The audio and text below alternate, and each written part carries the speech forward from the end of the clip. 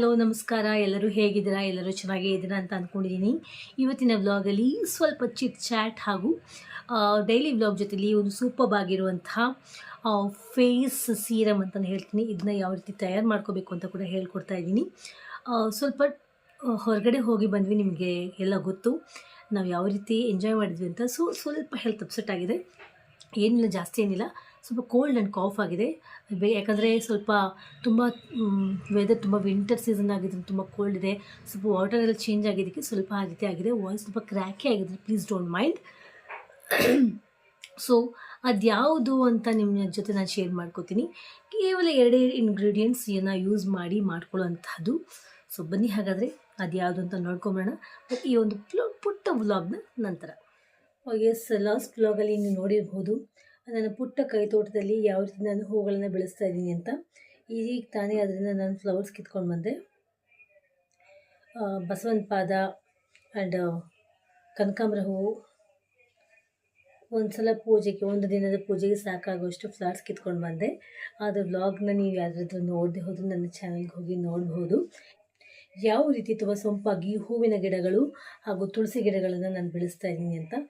ತುಂಬ ಚೆನ್ನಾಗಿ ಬೆಳ್ಕೊಂಡಿದೆ. ಸೊ ಇವತ್ತು ನಮ್ಮ ಮನೇಲಿ ಟಿಫನ್ ಬಂದು capsicum fry and egg Burj, chapati, chitranna obviously ಹಿಂದಿನ ದಿನದ ಅನ್ನ ಉಳಿದಿತ್ತು, ಅಲ್ಲಿ ಜಸ್ಟ್ ಲೆಮನ್ ರೈಸ್ ಮಾಡಿಬಿಟ್ಟೆ. ಅದನ್ನು ತಿಂದ್ಕೊಂಡು ಚಪಾತಿ ಹಾಗೂ ಕ್ಯಾಪ್ಸಿಕಮ್ ಫ್ರೈನ ಮಗ ಸ್ಕೂಲಿಗೆ ಲಂಚ್ ಬಾಕ್ಸಲ್ಲಿ ಹಾಕ್ಕೊಂಡು ಹೋದ, ಇಲ್ಲಿ ಸ್ವಲ್ಪ ತಿಂದ್ಕೊಂಡು ಹೋದ.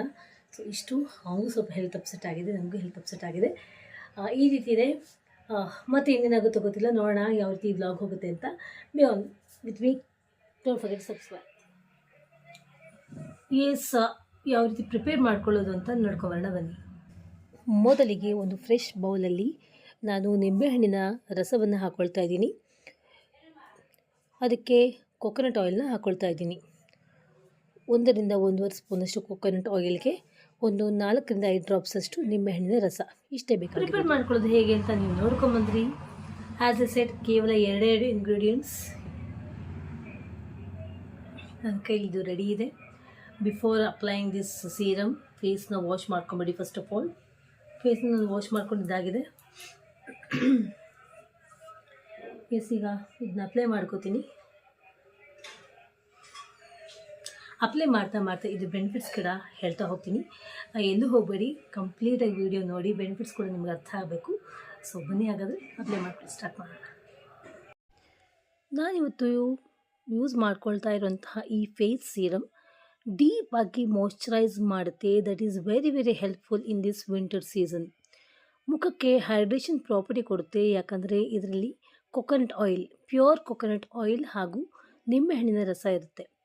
ನಿಂಬೆಹಣ್ಣಿನ ರಸದಲ್ಲಿ ವಿಟಮಿನ್ ಸಿ ಅಂಶ ಮುಖಕ್ಕೆ ಪೆನಿಟ್ರೇಟ್ ಆಗಿ ಮುಖಕ್ಕೆ ಗ್ಲೋ ಕೊಡುತ್ತೆ. ನಿಮಗೆ ಹಳೆಯ ಡಾರ್ಕ್ ಸ್ಪಾಟ್ಸ್ ಇದ್ದರೂ ಕೂಡ ಅದನ್ನ ಫೇಡ್ ಮಾಡೋದಕ್ಕೆ ತುಂಬಾ ಸಹಾಯಕಾರಿ. ಅಷ್ಟೇ ಅಲ್ಲ ಫ್ರೆಂಡ್ಸ್, ಮುಖಕ್ಕೆ ಇದು ಗ್ಲೋ ಕೊಡುತ್ತೆ.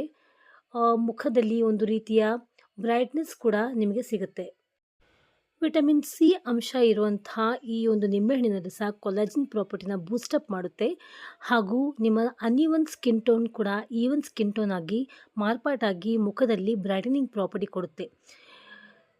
ಇನ್ನು ಕೊಕೊನಟ್ ಆಯಿಲ್ ಹಾಗೂ ನಿಂಬೆಹಣ್ಣಿನ ರಸದ ಮಿಶ್ರಣ ಮುಖದಲ್ಲಿರುವಂತಹ ಒಂದು ಡ್ರೈನೆಸ್ ದೂರ ಮಾಡಿ, ಮುಖದಲ್ಲಿರುವಂತಹ ಗುಳ್ಳೆ, ಮೊಡವೆ ಆಗಿರ್ಬೋದು, ಅದೆಲ್ಲವನ್ನು ದೂರ ಮಾಡೋದಕ್ಕೆ ತುಂಬಾ ಸಹಾಯಕಾರಿ ಫ್ರೆಂಡ್ಸ್.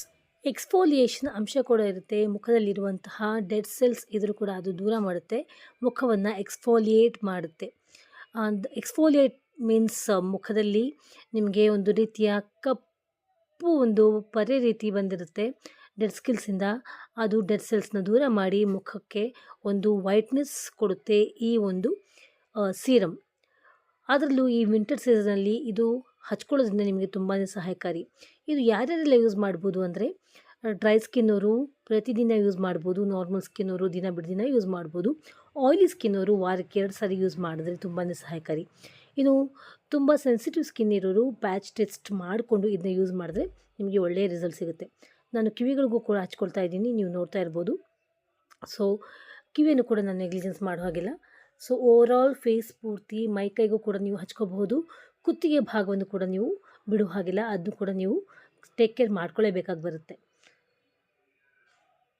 ಸೊ ಈ ರೀತಿ ಇದನ್ನು ಅಪ್ಲೈ ಮಾಡಿಕೊಂಡು ನೀವು ಸ್ನಾನ ಮಾಡ್ಕೊಂಡ್ಬಿಟ್ರೆ ಪ್ರತಿದಿನ ಅಥವಾ ದಿನ ಬಿಡಿನ, ಎಸ್ಪೆಷಲಿ ಈ ಒಂದು ವಿಂಟರ್ ಸೀಸನಲ್ಲಿ ನಿಮಗೆ ಗಮನಾರ್ಹವಾದ ರಿಸಲ್ಟ್ ಸಿಗುತ್ತೆ ಫ್ರೆಂಡ್ಸ್.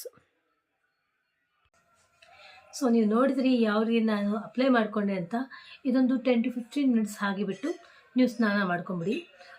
ಮಾಮೂಲಿ ನೀವೇನು ಫೇಸ್ ವಾಶ್ ಯೂಸ್ ಮಾಡ್ತೀರಾ ಅಥವಾ ಸೋಪ್ ಯೂಸ್ ಮಾಡ್ತೀರಾ ಅದನ್ನು ನೀವು ಅಪ್ಲೈ ಮಾಡಿಕೊಂಡು ನೀವು ವಾಶ್ ಆಫ್ ಮಾಡ್ಕೊಂಬಿಡಿ. ಹಾಗೂ you can see the drastic result on your face and body ಅಂತಲೇ ಹೇಳಬಹುದು. ಈ ರೀತಿ ಮಾಡಿಕೊಂಡು ನೀವು ವಿಂಟರಲ್ಲಿ ದಿನ ಬಿಡಿದಿನ ಇದನ್ನ ಅಪ್ಲೈ ಮಾಡಿಕೊಂಡ್ರು ಕೂಡ ನಿಮಗೆ ವಿಂಟರಿಂದ ಆಗುವಂತಹ ಸ್ಕಿನ್ ರ್ಯಾಷಸ್ ಆಗಿರ್ಬೋದು, ನೀವು ಇಷ್ಟು ಕೇಳಿಸ್ಕೊಂಡ್ರೆ ಆ ರೀತಿಯ ಯಾವ ಪ್ರಾಬ್ಲಮ್ಸು ಪರ್ಸಿಸ್ಟ್ ಆಗೋದಿಲ್ಲ. ಸೊ ನಾನು ಬರ್ತೀನಿ, ನಿಮಗೆ ರಿಸಲ್ಟ್ ಕೂಡ ತೋರಿಸ್ತೀನಿ. Keep on watching. This is ಲೇಖಪ್ರಿಯಾಸ್ multipurpose channel.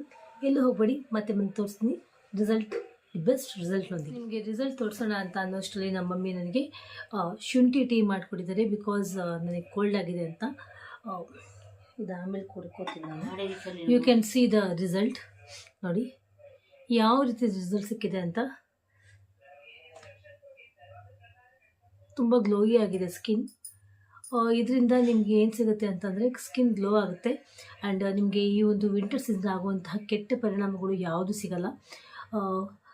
ಅದಾಗಿದ್ರೂ ಕೂಡ ಆದಷ್ಟು ಬೇಗ ನಿಮಗೆ ಹೊರಟು ಹೋಗುತ್ತೆ.